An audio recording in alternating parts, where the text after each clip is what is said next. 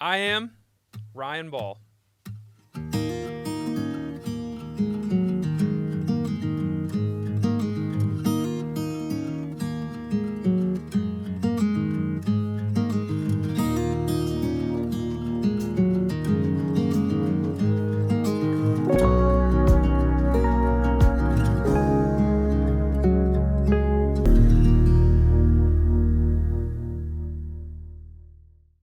So it's really good to have you, Ryan, here to talk about your story, and it's awesome to have you on staff now.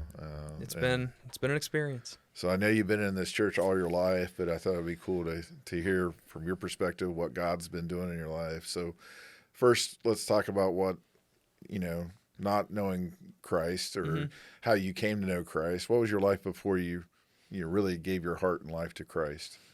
Absolutely. Seems like so long ago. So obviously growing up, like I feel like a lot of people know my family, the Ball Yeah, family. And so I grew up with a very good foundation, like extremely, probably the best foundation you could have, in my opinion. Um, and so just parents that loved and supported me and just absolutely did that. And so before I accepted Christ personally, I always had the knowledge of the Lord. And I knew what it meant to accept Christ. And so I think for me, a big thing that kind of before that was just the lack of that personal connection to him. It was definitely kind of riding off my parents' faith. um, and so yeah, I when I did accept Christ, I can't remember the exact age, probably 8 years old. And so prior to accepting Christ, I had not gone through anything really traumatic at all or anything bad um, prior to that. And so it was definitely a unique, because like when you said, think of my life before I accepted Christ or before, there's really not a time that I never knew about him. yeah. And so it's not like I was completely in the dark. I knew about him. Um, So how did that come to be that you realized, okay, I want to accept Christ? Did you talk to your mom and dad about it, Yeah. or So obviously I'd heard it because I've gone to Porterfield my entire life, the OG Porterfield building, the much smaller one. And so I knew about, what salvation was, kind of the like kids version of it, I guess, asking Jesus into your heart. And so I remember, thinking about that, and my mom was really good. She kind of made it like an open door. She was like, if you ever want to talk about something like that, I am here. And she was like, it is a very important thing to talk about. And at first I was like, yeah, right. It's like I'm not going to talk to my mom about something like that, whatever. But, it did start this kind of stirring in me a little bit, because I would hear from Sunday school teachers, that some of them, would kind of say it straight. It's like without salvation, um, you are not forgiven of your sins yet. And I remember I can't remember who I heard it from, but someone said, if you have not asked Jesus into your heart before you die, then you would go to hell. Peter Parker? It probably was Peter Parker. Probably was. And he was probably dressed as Jesus when he said that. And I was probably sitting on the ground crisscross applesauce on a pillow in Kingdoms Chronicles. And so just things like that. And so, when I first accepted Christ, I think it did kind of come from a place of anxiety about that. It was like, and not necessarily, I guess that's a good way to put it, because it was more, I don't think I had fully understood what grace necessarily was. I didn't understand that was a gift. I thought that it was more of a, just like a save myself from going to hell thing. And so when I accepted Christ, my mom did a really good job at explaining what that was. And so, I said one night, just in my room, she was saying goodnight to me, and I said, Mom, I think I want to ask Jesus into my heart. And she was like, hold on, let's talk about it first. And so I really appreciate that. And so I can't remember exactly what she shared, but whatever she shared kind of put me on the right path to understanding more about what I just did. And I remember one thing specifically that she said, was that after you do accept Christ, there are going to be some changes to how you handle certain situations. She said that, it's really important that you still pray. And so I just remember some of those key things, but yeah. And then That's really cool that your mom kind of had you pause and kind of not rush in. Yeah. Because I think that's, kind of evaluating the cost. So For I think sure. that's really cool that yeah, she kind of wanted to make sure it wasn't because of just pressure. yeah. And that's something cool, because that's important to me too now. Like, I've had the absolute honor of helping a decent amount of teens accept Christ. And that's always something I do. If they come up to me, I'm like, well, let's hold on before we go into it. Like, let's talk about what this means. Like, Yeah. like this is the biggest decision you'll make in your entire life. Yeah. Counting the cost. Exactly. Yeah. And so, just walking them through that, what salvation means, making sure they understand what Jesus did, what the Holy Spirit is, and ultimately having them understand that, what sin is, and that they are sinful people, and that this gift they're accepting is something that you can't earn. It's something that God gives us out of his love and out of his grace. And so, but yeah, it's cool kind of how, like, full circle, when I'm in moments like that, talking with teens who want to accept Christ, I think back to, that moment when, my mom, and also my dad. I'm not trying to make it sound like my dad was absent from this. Just in that moment, your mom was there. Yeah. And I think, like you said, you definitely have been blessed with two great parents that love Jesus. They're pretty good. So. Yeah. All right, let's not gas them up too much here. No, they deserve it. So what was your life like after accepting Christ? I mean, as far as So before that though, did you accept Christ at home, or was it here at church? It was at home. Okay, cool. Yeah, like, it was just late at night one night. It was just kind of on my heart, and I went for it. Yeah. And by went for it, I started that conversation with my mom. Yeah, I think that's really cool too, that you were probably contemplating it, maybe a few days, maybe weeks, maybe come and go. For sure. It was definitely, but it wasn't like something one night you had a thought. You were kind of wrestling with it. Yeah. And I actually remember, I haven't thought about this in a while. I remember there was one night when I was in bed when I was young, and this is before I talked to my mom about it. And I was just, I think I had just been thinking about that concept of, like, not being saved.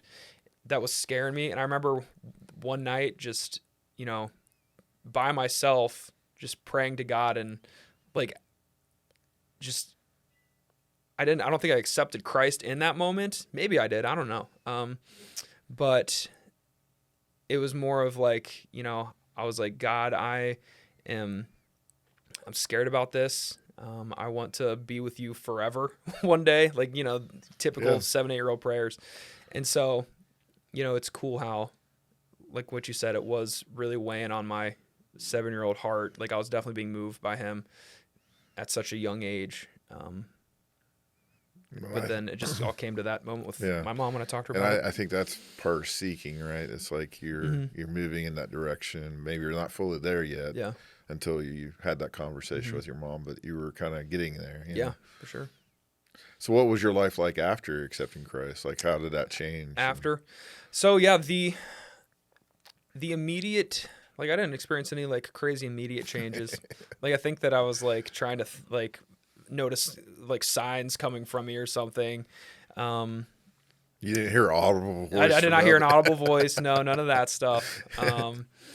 But yeah, I do remember, kind of, I remember going to school, the day after that, because I accepted Christ in the middle of the week, just on a random night. And I remember going to school just feeling, like, much more confident and light, because I had that burden on me of being afraid of what my eternity was going to look like. And my stomach just growled really loud. You can probably hear that on the mic. But yeah, I do remember that, going to school, just feeling like I had made the best decision I've ever made, even though I still had not completely comprehended everything that I had done. Yeah. And I don't know, we'll probably get deeper into as the questions go on, but, I think that's, after being saved is when I did hit a lot of those really low moments. And I did, I was faced with a lot of situations where I was like, I do not have a personal relationship with him. Like I had accepted salvation, but I had not really done anything else to do that. And so yeah, that kind of started, I think, me becoming serious about my faith. And it took a long time for me to really take full ownership of my faith. Yeah. So you mentioned it. So what were some of the low points that caused you to kind of dive deeper or realize, okay, I need to have that personal, I can't do this on my own. Yeah. So one thing I've always struggled with is just, I've always had a really bad self-image about myself, and I don't know where that came from because my parents were always just so supportive. But, I had a really bad stutter when I was younger. I feel like a lot of people don't know that. Yeah. Yeah, I didn't know. And I think just kind of getting made fun of that a lot,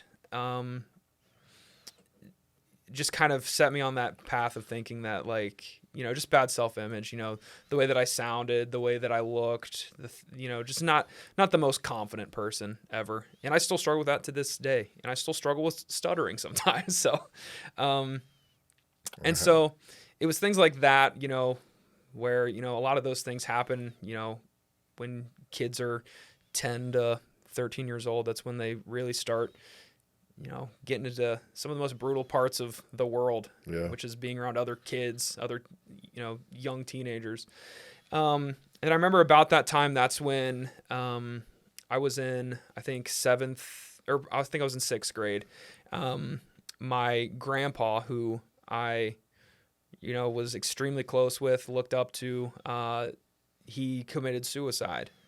And so I remember in that moment, it was like, that's when I really realized that, like, my faith was built on my perfect family's faith, because I was like, my family's the Christian family, which means I'm a Christian. And like, if I ever, and so I remember when that happened, just seeing the pain and seeing the fear and the unknown, realizing that, even something like a strong Christian family is still something that is rooted in circumstances. And I think that was my first rude awakening to, we live in a broken, sinful world. And so the only thing that I can root my hope on is this one thing that is not affected by a sinful world, and that's God.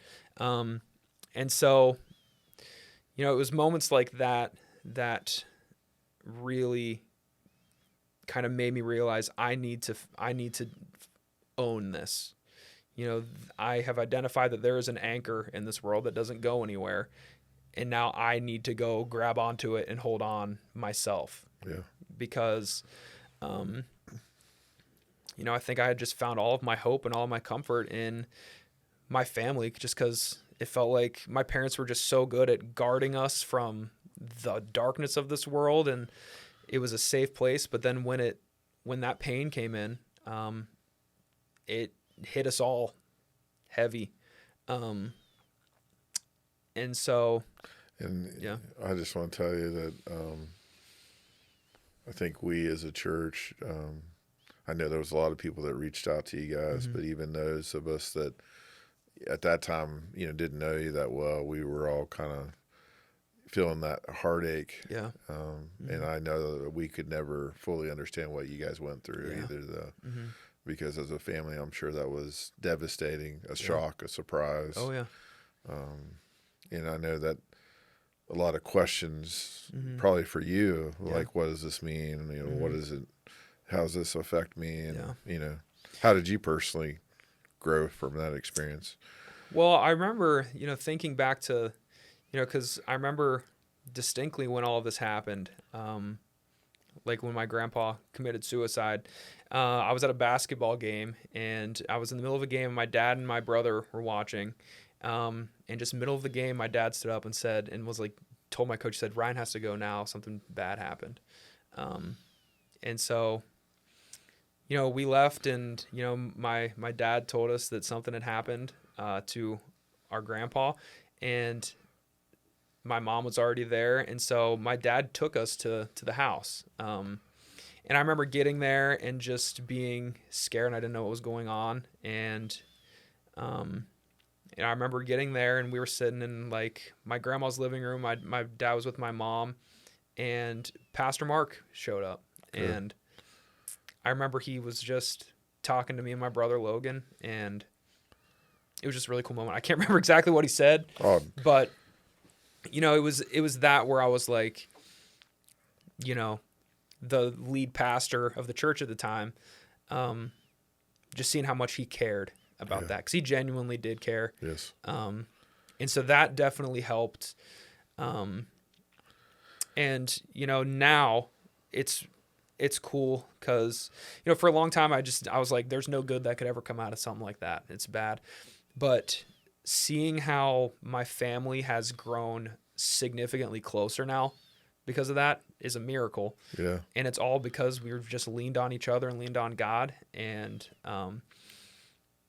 also how God has used that story in my life to help other teens. That's what I was going to say to you, is that I think that along with other things, like, you mentioned stuttering and stuff, that it is amazing a lot of times when we go through it, we're like, how is this, how can this be such a positive thing that happened to me? But God has used it to For make real. it a difference in your life and other people's lives, because now you know how to relate to people. Exactly. And one of the things I think that it's always been impressive to me about you is your humility.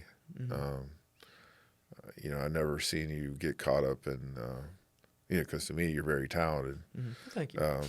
And I've never seen you get caught up in that. And I think it's probably because you know what it's like to be on the other end of that. Oh yeah. Yeah. It's, it has been cool to see, specifically within youth ministry, there have been so many conversations where I've been talking to a teen and they open up and they've gone through something shockingly similar to what I've gone through. And it's just in those moments where I'm like, God knew what he was doing with this. I'm not saying he caused that to happen, obviously, but he is he is an expert at taking these bad things and using them for good. And so that still, kind of creates really good shock waves that are still happening today, like that being part of my testimony, understanding kind of, because that event led me to experience a lot of, mental health things that I had to work through. Just that didn't happen immediate. That just kind of led into my high school years and into my college years. And so just kind of, dealing with that and knowing what it's like to be in a dark place like that, has helped so much with me to relate to teens and just to relate to everyone. And so it's a weird thing to be thankful for things like that, but, well, it's kind of almost like just more of an appreciation for it. Is, yeah. Like you just know that God can use even our flaws or the things that we've experienced in life that are painful, that he can still use it for his good. For sure. And that at least makes it more tolerable or more accepting of that to know that, hey, I know God can use this heartbreak or this painful thing in my life. And I want to hit on the fact that you mentioned Pastor Mark, and I think that's a lot of times in ministry just cool, like he just showed up, and that's what you remember, because a lot of times we think it's our words, but it's more about just people being there in the right moment, Because like I said, I can't remember a thing that he said, but I just remember him being there. Yeah. And so that is very true. Sometimes we get so caught up on in ministry, like saying the exact right words, but it's often just the presence of someone that cares. And that stuck out to me like the most out of all the bad things I could have really stuck with me that night. I think that was one of the biggest ones that stuck with me. It's just that he was there and he just talked to us, not even about that. Just, he was like, I'm here for you guys. I know it's scary right now. But he was just there to kind of keep our mind off of things a little bit. And then obviously he went and talked to my parents once more of our family got there, but yeah. Any other things that have happened even as you went to college and stuff, or high school, or? Well, I think that kind of the biggest thing that like I said, have struggled with is just a lot of anxiety, a lot of self-doubt, a lot of, there have been moments in my life when I've gone through, kind of waves of depression and things like that. And so it's not like any like huge defining moments. but yeah, I think leading into when I was in high school, I definitely did get with the bad crowd for a little bit. Got into the drinking and smoking stuff. Nothing wild or crazy, but it was something that I did, find myself doing. And I remember my senior year of high school, that was kind of going on. And I thought it was fun and everything. And so one of the biggest moments of my life, kind of like a big pivotal moment for me, was when it came time for me to pick a college. And I remember I was set on a school in Columbus because I wanted to move to the city. Set on a school called Otterbein, it was a private school, but it was not Christian at all. And I was like, this would be fun. I'd be able to go to this school. I can be around downtown Columbus and, go to all the parties and stuff. And, I remember being in that mindset, and I was committed to that school. Like, I signed up for it. I had my classes scheduled. And I can't remember how it happened or when, but I remember my friend Corey was talking to me. Corey. Oh, I know how it happened. Corey, you know how I know how it happened? Because Corey was upset with me. Remember that? No. About the camp? It was at yeah. summer camp. Yes, yeah. And that's how you guys got kind of hit it off. Yeah, no. Because I didn't let him go to the fun room. That is true. Yeah, we'll get into that story here in a little bit. But yeah, because my friend Corey Newland, definitely the origin story of that is all because of Eric, pretty much.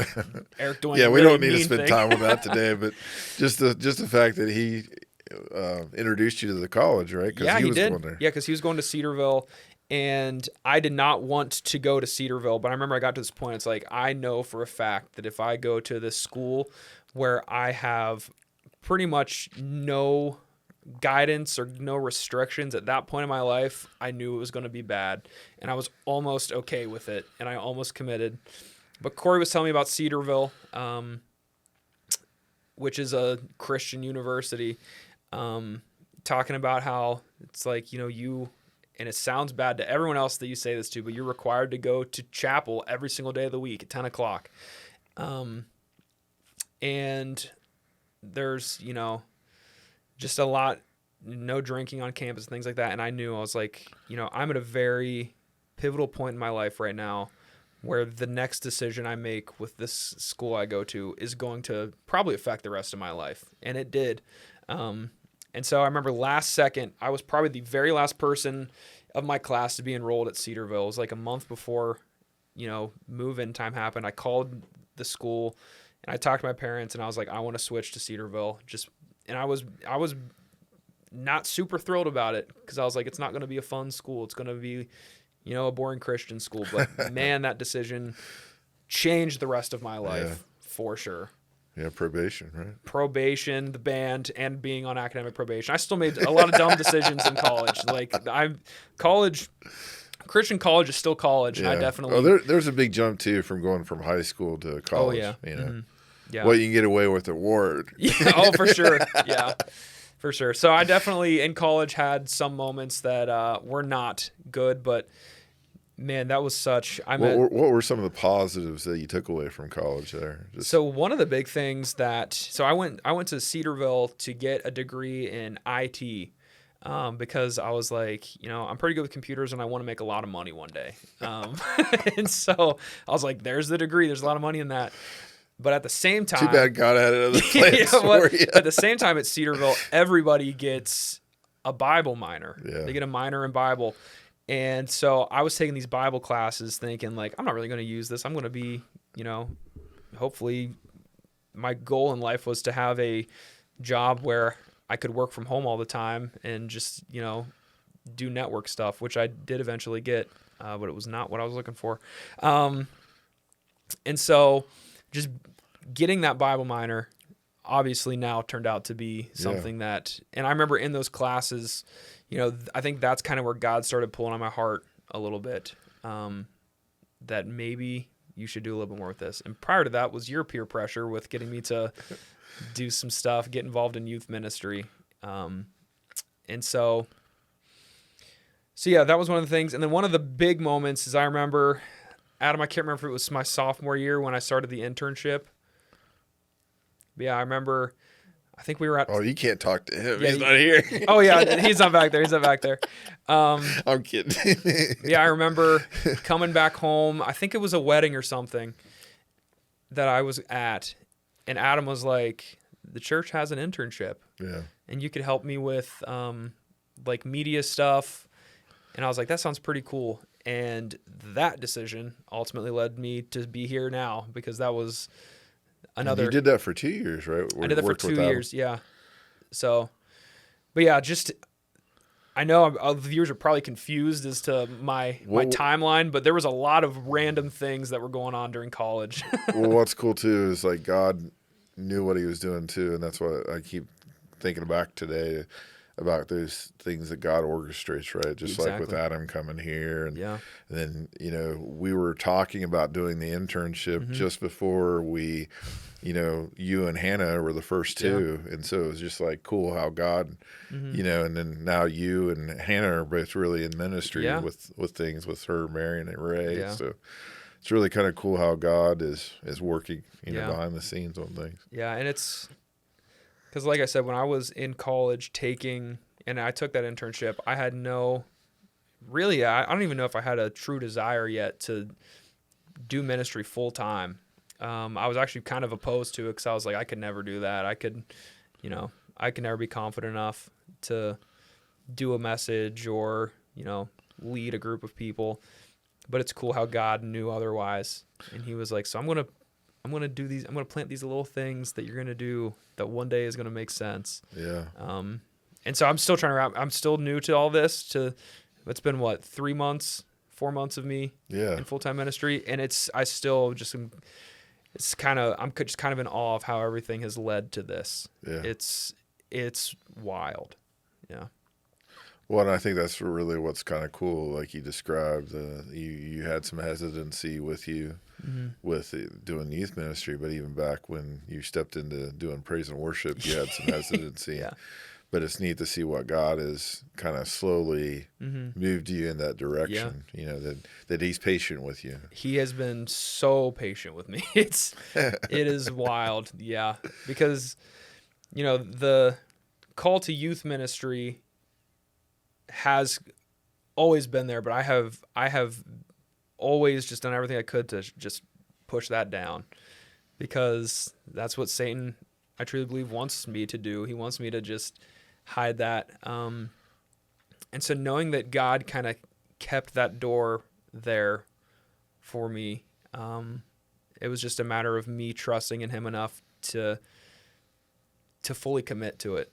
And now I'm just, as I am on the few steps on the other side of that door, it's already been just one of the most fulfilling things I've ever done.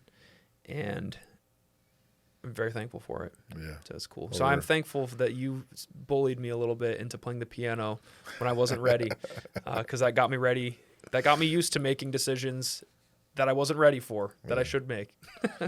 Well, and you're doing a great job. I hear a lot of good compliments, and I'm paying them off to say that. having a son still in the youth ministry. Yeah. Too, I know you've been an inspiration to him and encouragement to him. So Yeah. He's a cool kid. we really appreciate your time and effort, because me and Adam have both been there, so we understand what it's like to work with teens, and you're working with parents too. So there's sometimes pressure on different ends. Yeah. And then you got to deal with me and Adam too. So Yeah, it's a mess. No, I'm kidding. I love it. Want to share some funny stories? Was there anything that was funny that happened at college or afterwards that kind of just? Yeah. See, there's so many different stories I could take. One of the story I've mentioned my friend Corey Newland a lot. He's definitely probably my best friend. Yeah, we need to get him back here, by the way. We do. He needs to do an I am. He would kill it. Yeah. But no, I was roommates with Corey in college, and just great friends. And Corey, unfortunately, was in a tragic water slide accident. I think it was my sophomore year of college. We went to a friend's. Didn't even get medical attention till the next day, right? No, and I feel so bad. So Corey went down a water slide at this lake that we were staying at. Or I guess it was a pond. Someone's house had a pond, and they had a water slide. Corey went down the slide and he broke his ankle, and everyone said that he was fine. And Corey was not fine. Corey walked on this broken ankle for about a day, and then we made him sleep in a hammock on the broken ankle, which made all the damage worse. And so the rest of me that year living with Corey was kind of me taking care of him, which was definitely a test on our friendship for sure. And so I remember Corey, one of the funny things about Corey and I is that for about 6 months, I had to drive him everywhere. I had to help him down the stairs because we were on the second floor of a dorm. I had to help him down the stairs every single time. And I also had to wash his clothes, including his dirty underwear. Talk about friendship. So that's friendship. Yeah. And I made sure that I repaid him back for that because I was the best man at his wedding. And when I gave his groomsman speech, I wanted to kind of end on a shock factor. And so I had worn a pair of Women's Galaxy leggings, skin tight, so that at the end of my speech, I pulled my pants down to reveal the leggings, just to show how much I loved Corey. So yeah, there's a lot of fun stories there. Yeah. But you naturally, your whole family has a good sense of humor. I'm sure that helps in life to have. For sure. Yeah, I'm always able to find the funny part of things. Try to break up the tension and stuff. Yeah. Oh yeah. I hate tension, and I think that has helped me a lot because there have been some students that have wanted to talk to me about things that they're going through, and I can tell that they're terrified about it. And I'm just so thankful because I know that my dad gave me this. I'm so good at identifying that and then saying something dumb and just bringing the tone to a level where we can just talk. Yeah. And I think that's a gift that I think that I got from my dad because my dad's he's a peacemaker just like I am. And he's really good at, just finding the right things to say to make a hostile or tense environment more inviting. And I feel like I'd like to think I'm kind of good at that. Yeah. Yeah. So as far as, your adjustment to being here on staff, how's that went? Oh, well, it's been all right. Definitely had to address the fast food every day thing. Fun fact about Adam and Eric is that they eat fast food every single day. That is not true. That is not true. Not every day. Yeah. So yeah, no, it's been really good. Definitely. I've been talked to by so many people that like stepping into full-time ministry for the first time is really difficult or not necessarily difficult. It's an eye-opening experience at least. And I was like, it's not going to be that bad. Like I'm pretty much doing it already. Like I'm part-time. Like me and Parker, shout out Parker. Love that guy. We did youth ministry together. We basically split a youth pastor job in half and we took different sides of it. And so I was a little bit, I was like, I'll be fine with it, but definitely weird adjustment. Yeah. Just being here every single day. It took me a while to get used to you being here every day. Oh yeah, I know. Yeah. The first few times I came in, Eric was like, what are you doing here? Get out of here. You're not allowed to be here right now. But it's definitely getting, and when I say difficult, I think the reason behind that I'm kind of realizing is that God is just making sure that I realize that I rest in him, because that has become very important to me. Kind of that's taken a whole new meaning, because obviously with ministry, I'm reading the Bible every single day. Good. Yeah. Just in case you were wondering, I'm reading the Bible every single day, and I was aware of this going into it, and it's just so much real now that that's not necessarily, I need my personal time with the Lord. I need to be reading scripture, because maybe I'm working on a series that started because of something I was reading, but it's just so important to me that I'm not tied to just that. I'm not reading my Bible just when I'm working on sermons, because I need that. I need that personal God revealing himself to me through scripture in unique ways to where I'm not just reading it because I'm preparing a lesson. So that has definitely helped with the adjustment. And that's one of the really awesome things that has affected me out of it, is just that dependency on him at times. So yeah, as far as you speaking in front of the church and stuff, I know you've done that a couple times now, but how'd that feel, and what did you like about it? What were you kind of like, I don't know if Well, I was telling you this, my first ever sermon I did in front of the church was October? Last November. And so that was the first time I had ever done a sermon in front of the main church. And before that, I had only done about 3 actual sermons in youth. And so I knew I was capable of it. I knew that I loved teaching and that, but the thing was that with that sermon, I knew that the whole church was going to be voting for the next youth pastor. Yeah, 2 weeks later. 2 weeks later. And so... a little bit of pressure. There was a lot of pressure. And I felt it. And so I was very nervous for that one. But, I was talking about this a little bit earlier. A lot of my anxiety is, anticipatory anxiety.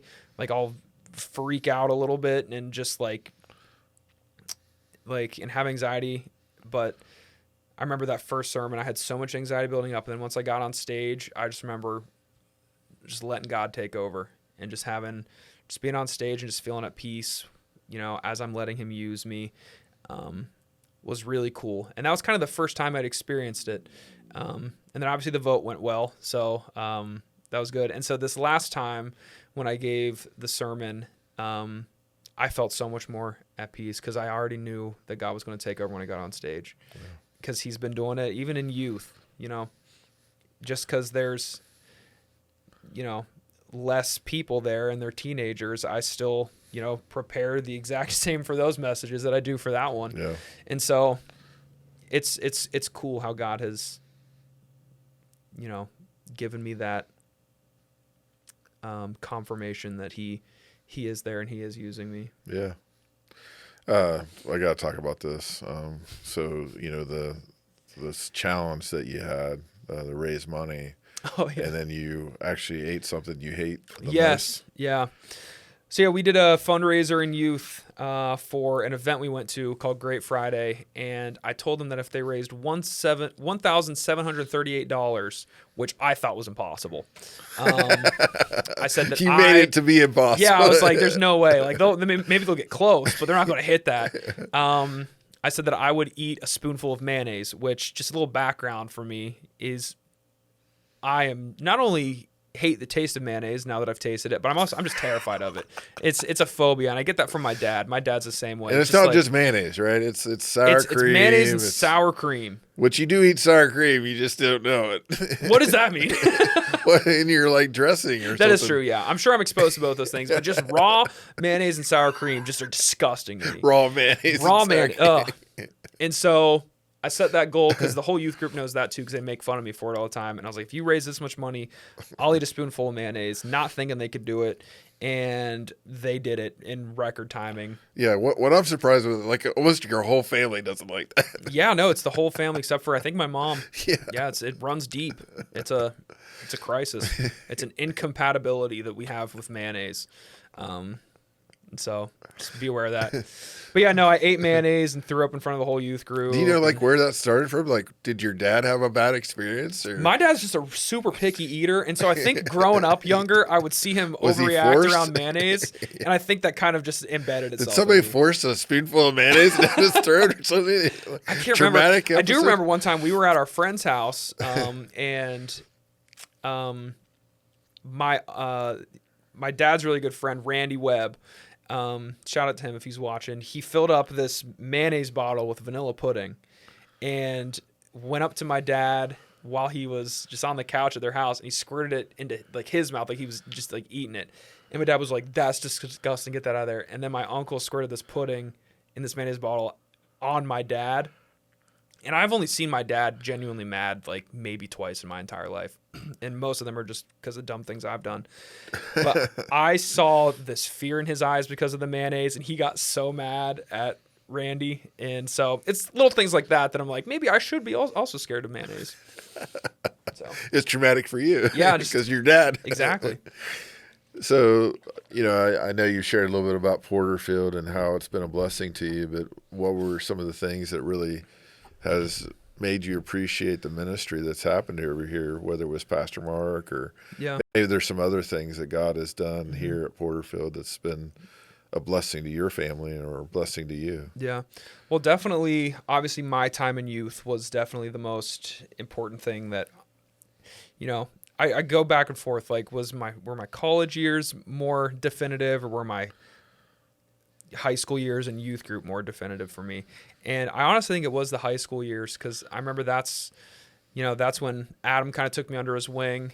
And I always remember it was cool when he started inviting me to hang out at his house, and we'd go to your house. And, that's where I met, like Dan Norman, just some other people who weren't even going to our church at the time, but just seeing out of you guys that community that you guys had, and that you guys were kind of welcoming me into that in that way, even though I was young, was not only important, but it's something that I was like, I really like this.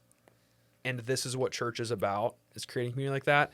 And I want to make sure that I am always in a position to where I have those kind of people around me. And so Porterfield has been an amazing place for that. And, it's something that one day with the kids in my youth group, I want them to kind of have that experience through me, to see the importance of community. And also this church is just so good at just equipping people, just like, I remember we talked kind of briefly about, you kind of, I don't remember how you heard it, but hearing that I was in some capacity, like, was able to like play music some. And so you got me to play the piano. I think your mom dropped some hints. I think just my mom mentioned that you were starting to play. My little boy's good at playing the piano. Well, she didn't say that. She just said he's got some interest there. I think he'd be good at this. Yeah. And then once I heard that, and I was like, we got to get him going. Yeah. So, which that, obviously worship music for me is, and leading worship is, one of the biggest passions I have ever had in my entire life. It is just the most amazing thing. It's just I feel the most comfortable leading worship. And so this church definitely has not only helped me find that, but also given me opportunities to, use that part of me to lead groups of people in worship. Well, I think it's cool how God's used that to kind of give you the confidence to move into this, role. And I think I will tell you though, I kind of get frustrated with you sometimes. The reason why is because every original song doesn't sound as good as you doing it. I don't know about that. Like when I hear somebody else do it, I'm like, this isn't as good as Ryan. I want to hear Ryan's version. Yeah. So you need to come up with an album of just some of the praise worship songs maybe that one you of these like. days. Just record an album. There's probably enough voice recordings on the Voice Memos app on my phone to toss something together of random things. But and I'm sure Eric Eaton had a role to play with that 100%. too, because I know you like playing some of the songs that he wrote. Exactly. And I still think that's cool. Yeah. No, he definitely, like, seeing him, because I didn't even play guitar when, kind of our paths were crossed. But I remember looking at that and I was like, that is the coolest thing ever. Like, just him, like, he was so good at playing guitar, like leading worship. And so, but that was in the era of my life where I was like, I could never do that. Why even try to learn how to play guitar? I'm not that kind of person. I can't do that. But yeah, lo and behold, you just gotta take the risk. And it's wild to think that something as simple for me at that time, like trying to learn guitar, felt like a risk, because I was just so scared of failure. I really was. And I just assumed that everything I did was going to be a failure. But speaking of that, as far as, lessons, I guess, what would be some lessons you would like to make sure people knew? I mean, I think that might be one of them, but what would be other lessons that you would like to make sure people learned from you or saw in you or would take away from knowing you? Yeah. I think one of them is that there is so much power in just allowing yourself to relate to someone, even if it's some on like almost like an uncomfortable level. Like there are parts of my life that, it's for a long time I was kind of afraid to share just because there was some pain there and it was intimate, but just letting God use you in that way, just kind of opens our eyes, or at least has opened my eyes to like what his purpose is for me. Just using that to kind of, just kind of plant seeds and almost make disciples of your own to push them towards Christ. That's what we're put on earth to do. Like that's what we should be striving to do. And so, one other thing that I want people to know is that, I was super, super hesitant to kind of go all in with God. And I think that that's kind of different levels for people, like what all in means. Yeah. For me, just based on the things around me, I knew that going all in was for me to pursue ministry full time. And I'm not saying that's everyone. You don't have to be, just because you're not in ministry full time does not mean you're all in on God. That is not what I'm saying. But for me, knowing that that's what God was calling me to do, I was hesitant to do that. Yep. But yeah, you guys know. What was it, about a year? Yeah, you guys were slowly testing the waters there. I think you were probably afraid you were going to scare me away. How many meetings do we have? We had a lot of meetings, and I gave a lot of excuses.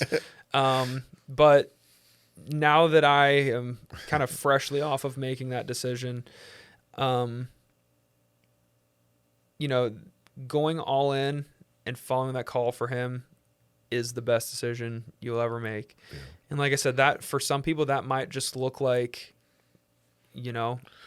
starting a small group, or that might look like having a conversation with someone, or it might mean for the first time reading your Bible consistently, or it might mean giving up an addiction, whatever all in, because I feel like everyone kind of knows in their own life what all in means.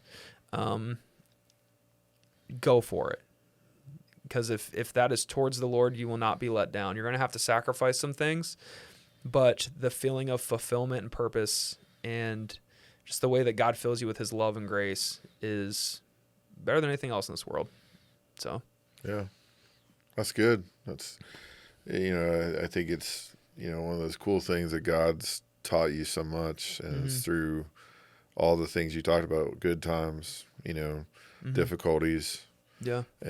Church life. Yeah. And it's really neat to see, and I think you're a testimony of God being patient with us, and, that you don't have to, rush into things, that you can make good decisions by taking your time and praying about things, and but don't say no to God either. Exactly. It does get to a point where you can wait for too long for certain things. Yeah. And, yeah. Well, this has been good. I just appreciate your ministry, and I'm excited to see where God takes you, because it's just been, basically less than 6 months here. For real. So, it's going to be praying for summer camp, and I'm excited. Yeah. Any way that we can have, as if people listening to this, how can we better support the youth ministry and support you in that? Yeah. Well, definitely prayers, obviously. I think that's a no-brainer. One big thing coming up is our summer camp this year. It's the first time I've been in charge of a summer camp, and so there is some anxiety there about that. But so definitely prayers for that. But I know that God's going to do with it what He wants to do with it, and so I'm just trying to make sure that I don't forget anybody at the beach this year, which hasn't happened for me before, but I used to have nightmares about amusement parks. Yeah, for real. No, I've had a few Cedar Point trips under my belt, so I know what it's like to make sure that we have the pack together, or get stuck there. Yeah, or get stuck. The bus gets blocked in. That's a bad story. Yeah, just prayers, and this church has done really good with. Because with some churches, there is that issue where, the youth group just kind of feels like its own separate thing. And I feel like we're doing really good at kind of breaking that wall. And so one thing that, for people of the church who are just, watching this, if you see a teen, from the youth, maybe just walking through the church, just introduce yourself to them. Yeah. Just let them know, that you are aware that there is a youth group and that just say who you are, and, just just because I think it's just so good for them to get those connections. Like I think of so many people in my life that when I was younger got connected to. Like we talked about Peter Parker. Yeah. He taught when I was in kids school, just little things like that. Just it's what bridges that gap. And that's so important that is bridged. And that's something that also just, I'm really focused on is after youth group, preparing these teens for what's next. Yeah. And we've been blessed with a young adult group that has been, Absolutely. kind of blown up recently. And so that's really cool. But even beyond that, when they walk into the main service for the first time out of youth, them just the idea that they see some people that they could go sit with because they've been introduced. And so, yeah, I think that's one way that you could really help this ministry is just by pulling if you see a teen, just say hi and introduce yourself. And maybe they'll be a jerk. I can't promise anything, but I'm hoping they won't be. They're all really good. We got a good youth group. So yeah, no, I like that idea of building the bridge Yeah. and just building those connections. That's our logo too. Yeah, It's the bridge. yeah. Pretty cool. Well, thank you. Absolutely. Can I shout out the Moral Dilemma podcast? Sure. Shout out Moral Dilemma podcast. That's been years ago, right? That has been years ago. That has been years ago. Well, thank you, Yeah. Ron. Appreciate it. Yeah. Thanks for having me. I am Ryan Ball.